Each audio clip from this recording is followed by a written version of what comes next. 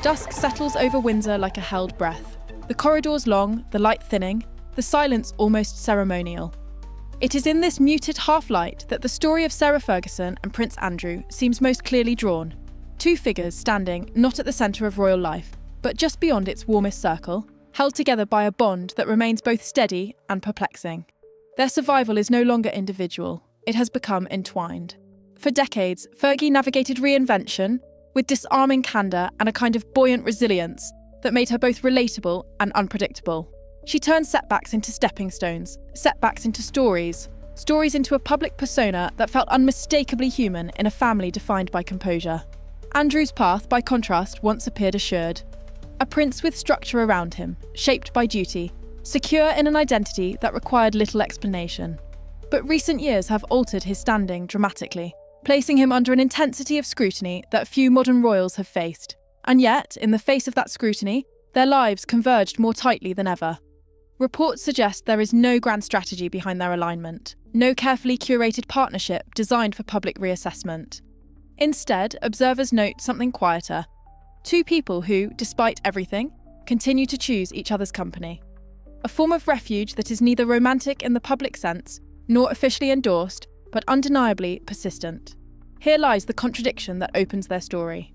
Loyalty may offer sanctuary, but it can also cast a longer shadow. Together, they appear to weather storms that neither could face alone, even as their closeness invites questions the monarchy struggles to answer. As Windsor's corridors fade into evening, one is left wondering whether their bond is an act of survival, or the cost of it. There is a particular kind of resilience that expresses itself not through defiance, but through visibility. A willingness to step back into the light, even when the audience has not yet decided whether it wants you there. For Sarah Ferguson, this became a defining instinct. While the royal family tends towards distance when faced with difficulty, she chose the opposite path. She met the public head-on, with the same open warmth that had once unsettled the palace, but endeared her to countless viewers. In the years following her separation from Prince Andrew, she did not simply rebuild her reputation, she reshaped it. Writing children's books allowed her to craft worlds where hope was uncomplicated and mistakes were merely part of the journey. Her television work, lifestyle features, interviews, documentaries, presented a familiar blend of optimism and earnestness. Audiences encountered a woman who was no longer bound by royal protocol, yet still carried its imprint like a faint watermark. Her charity efforts deepened this impression. Campaigns for literacy, health and well-being became platforms where she seemed most at ease, speaking not as a duchess, but as someone who had walked through public difficulty and chosen service as a kind of anchor. Reports at the time frequently remarked on her ability to connect with people who rarely saw themselves reflected in royal narratives. In those encounters, her accessibility became a strength rather than a liability. Yet the irony woven through these years was hard to ignore. Her reinvention, however genuine, was often framed as penance. Commentators noted that every new project was greeted with a certain conditional warmth, admiration tempered by reminders of past missteps. The public could be generous, but it could also be forgetful, only to a point. Visibility offered purpose, but it also meant that any personal setback, financial challenge, or misjudgment was immediately folded back into the story she was trying to move beyond. There was, too, the divide between the woman the public saw and the private individual, navigating a far more delicate balance.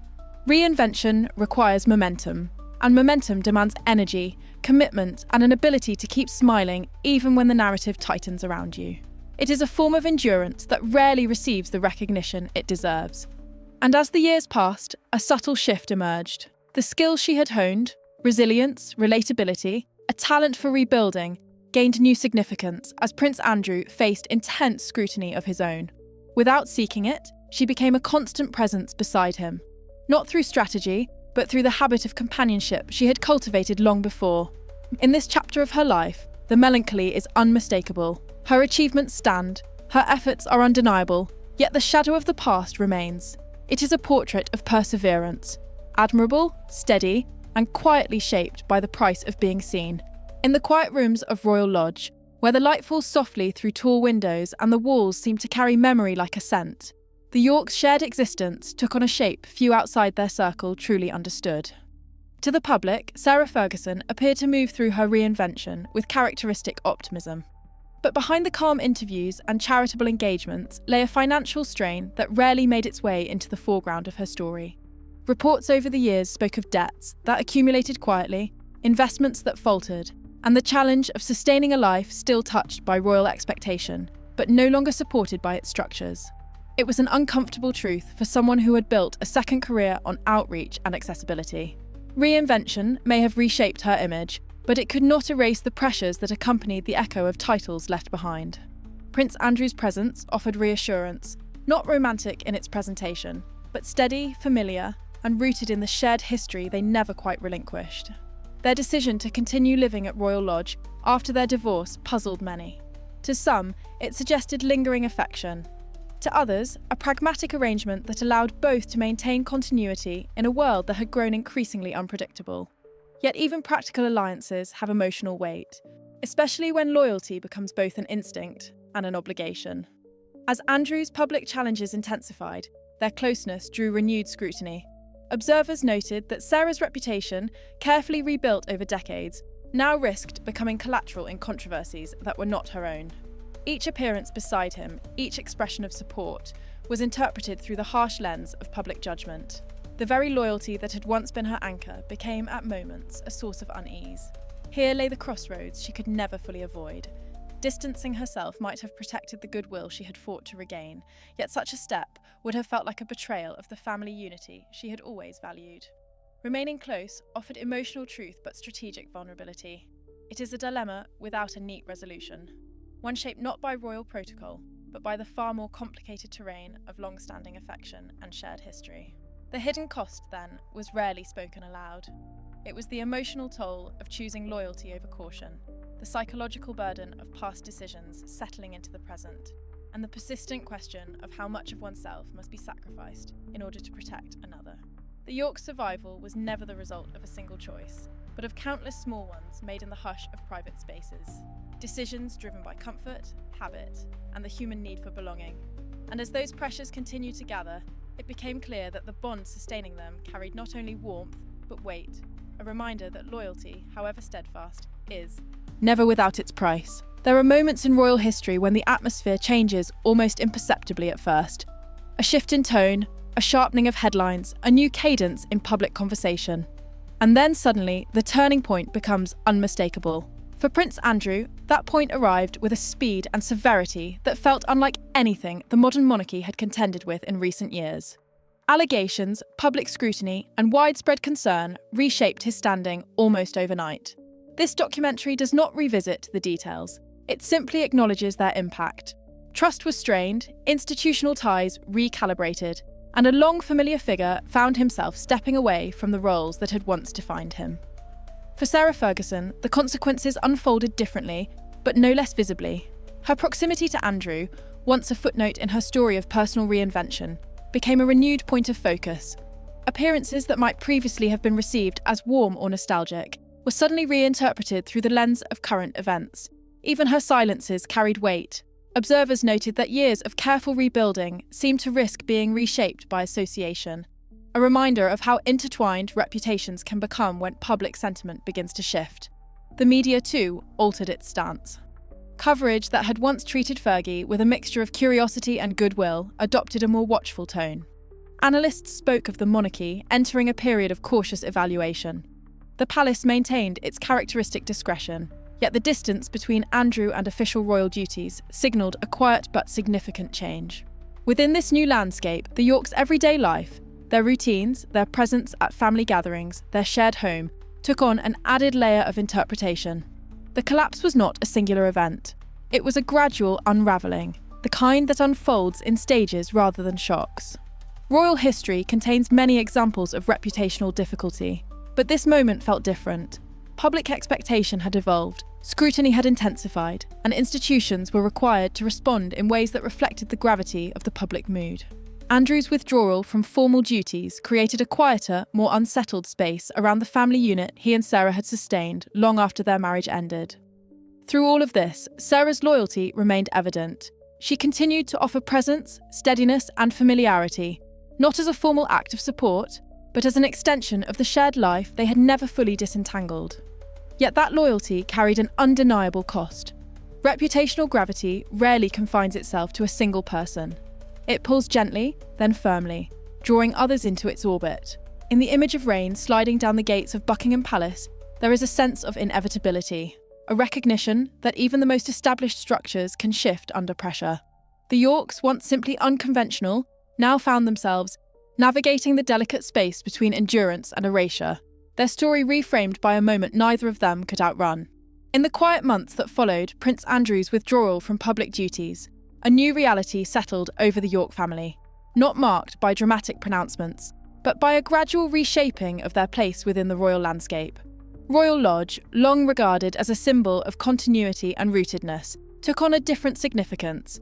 It became a focal point for questions about funding, propriety, and the practicalities of a royal residence occupied by a family no longer centred in public life. Commentators observed that the debates were less about bricks and mortar than about symbolism. What it means for an institution built on visibility to support those who no longer stand at the forefront. For Sarah Ferguson, the aftermath required a shift in rhythm. Her public appearances, once frequent and broadly welcomed, became more selective. Statements were measured, framed with a clear awareness that any sentiment, even an expression of goodwill, might be interpreted through the shadow of recent events. Yet she retained the qualities the public often recognised in her: warmth, openness, and a willingness to meet audiences without pretense.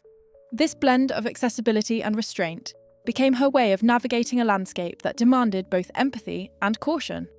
Princess Beatrice and Princess Eugenie found themselves inhabiting yet another delicate space. Their commitment to their parents remained clear, but they balanced that loyalty with a steady, quiet professionalism that protected their own identities. Observers frequently noted the dignity with which they handled the transition, maintaining public engagements, cultivating their own careers, and avoiding commentary that might inflame an already sensitive moment. In many ways, their composure offered stability during a time when public scrutiny intensified around their family. The monarchy's broader response followed its long-established pattern: measured, internal, and understated. There was no public severance, no overt distancing, but neither was there an active reintegration into the institution's central narrative. Instead, the Yorks occupied a muted position, neither fully inside nor entirely removed, present yet peripheral. This equilibrium, quietly maintained, reflected the monarchy's enduring instinct for self-preservation through steadiness rather than spectacle. Public attitudes, too, evolved with a blend of empathy and expectation. Many understood the complexities of familial loyalty, recognising that personal support does not erase public consequence. At the same time, there was an acknowledgement that reputational gravity cannot be easily escaped. It shapes not only individuals, but those who stand beside them. The aftermath, then, was not a single emotion, but a mixture. Compassion for a family enduring a difficult chapter, and a practical understanding of the boundaries that institutions must uphold. In the end, the Yorks continued their lives within narrower borders, still together, still resilient, but undeniably transformed. Their story during this period reveals something quintessentially British about the monarchy's endurance. Its ability to absorb shock quietly, adjusting not with declarations, but with a gentle narrowing of the frame through which its members are seen. As the narrative draws to a close, the noise of events begins to fade, leaving behind a quieter landscape, one shaped not by headlines, but by the enduring presence of two people who have weathered more than most.